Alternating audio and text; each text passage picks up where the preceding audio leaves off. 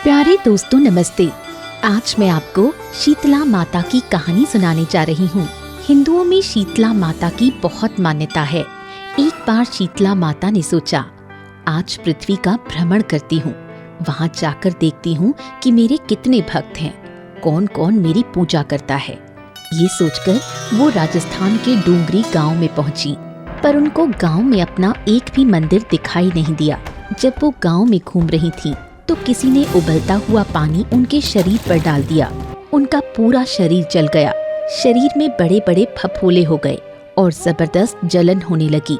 वो पीड़ा से छटपटाती हुई इधर उधर भागने लगी। सहायता के लिए लोगों को बुलाने लगी, पर कोई नहीं आया। थोड़ा आगे जाने पर एक कुम्हारिन बैठी दिखाई दी। वो मिट्टी के बर्तन बना रही थी। उसने बुढ़िया माँ को दर्द से कराहते सुना। उसने देखा कि उनका पूरा शरीर फफोलों से भरा हुआ है। वो जलन सहन नहीं कर पा रही थी। उसे उन पर दया आ गई। उसने माई को बुलाकर बैठाया और एक बर्तन में ठंडा पानी भरकर उनके शरीर पर डाल दिया।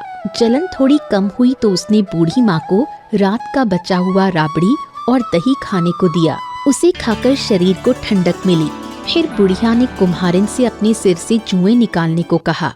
कुम्हारिन जब जुएं निकालने लगी तो उसने देखा कि बुढ़िया के सिर के पीछे की तरफ भी एक और नेत्र है। इसे देखकर कुम्हारिन डरकर भागने लगी। तब बुढ़िया ने स्नेह से उसे पास बुलाया और उससे कहा, तुम भयभीत ना हो, मैं शीतला माता हूँ। मैं धरती पर ये देखने आई हूँ कि कितने लोगों को मुझ पर श्रद्धा है, कितने लोग मेरी पूजा करते हैं। ये कहकर माता अपने वास्तविक रूप में आ गई।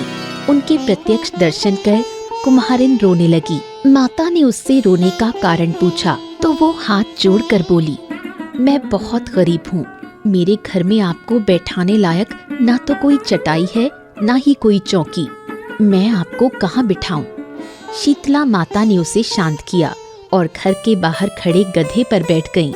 उन्होंने फिर एक हाथ में झाड़ू और दूसरे हाथ में एक टोकरी लेकर पूरे घर को झाड़ू से झाड़कर गरीबी को टोकरी में भरकर बाहर फेंक दिया।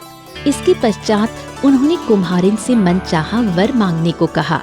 कुम्हारिन ने कहा, माता, आप अब से इसी गांव में स्थापित हो जाएं। आपने मेरी कुटिया की दरिद्रता को दूर किया है। यहाँ के प्रत्येक गाँव वासी भी आज से फागुन मास की अष्टमी को भक्ति भाव से आपकी पूजा सेवा करें।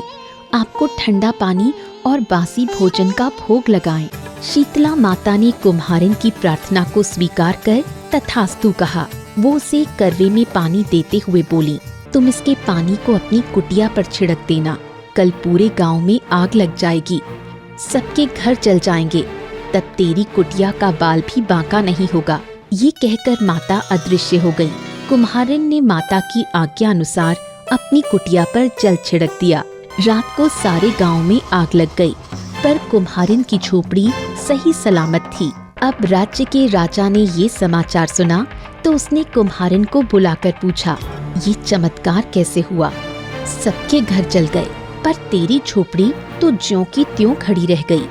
कुम्हारिन ने हाथ जोड़कर शीतला माता की कहानी सुना दी और बोली, शीतला माता की कृपा से उसका घर बच गया। ये सुनकर राजा ने नगर में ढिंढोरा पिटवा दिया कि अष्टमी के दिन किसी भी घर में रसोई नहीं बनेगी और हर परिवार शीतला माता को बासी भोजन का भोग लगाएगा। तब से आज तक राजस्थान में कई परिवारों में इस दिन चूल्हा नहीं जलता। लोग बासी भोजन का माता को भोग लगाकर बासी भोजन ही खाते हैं। आपको ये जानकारी कैसी लगी? ऐसी और जानकारियों के लिए इसे लाइक और शेयर करें। धन्यवाद।